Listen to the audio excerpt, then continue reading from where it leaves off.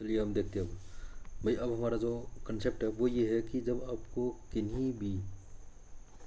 किन्हीं कोई भी दो का सीआई का डिफरेंस पूछे, 2 साल का, किन्हीं भी 2 साल का, लगातार नहीं है। पहले हमने सीखा कि भाई लगातार वाले, जैसे 2 3 3 4 5 6 7 8 इन दोनों डिफरेंस।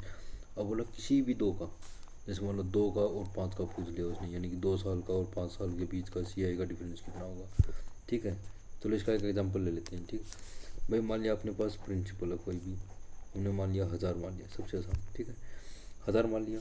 ठीक है, अब मैं ये कह रहा हूँ कि हमारा रेट मान लिया हमने 10%। देखो समझने के लिए सबसे आसान ये दो ही चीज़ें, जीरो वाली वैल्यू लो, वहाँ से आप समझ सकते हो। देखिए अब क्या करना है कि भाई हमारा पहले हम क्या निकालते थे, हमने मान लो हमने क्वेश्चन ले लिया कि भाई 4 साल का और 2 साल का डिफरेंस बताओ सीआई का, ब्याज का 4 साल का और 2 साल का, उन दोनों का डिफरेंस बताओ। देखो ये लगातार नहीं है ना, ना ही 4 है ना ही 2 है, लगातार नहीं है, 4 3 नहीं है। अगर 4 3 होता तो सिंपल लिखते जैसे हमने पहले बताया था।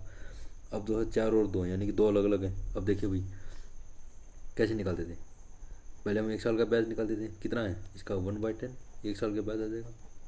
ठीक है, अब जो दूसरे वाला है, यहाँ तक तो सेम ही है भाई, सेकंड ईयर तक पूछा तो सेकंड ईयर तक हमने निकाल दिया, ये सेकंड ईयर का बैच।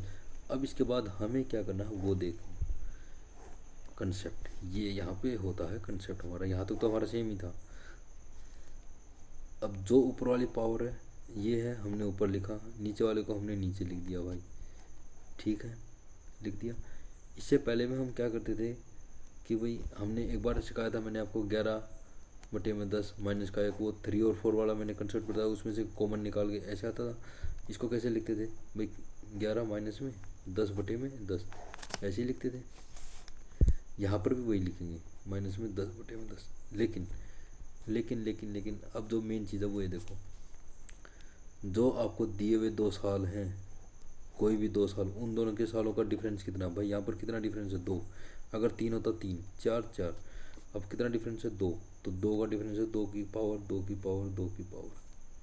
ठीक है, ये है कंसेप्ट। अगर मान लो यहाँ 3 होता तो कितना आता, 11 की 3 माइनस 10 की 3 बटे में 10 की 3, 4 होता तो 4 4 4, 5 होता तो 5 5 5। ठीक है, अब देखो इतना हो गया, इसको अब सोल्व कर लो भाई। 1000/1/10 गुणा में 11/10 गुणा में 11 की पावर 121 माइनस 100, यानी कि 21/100।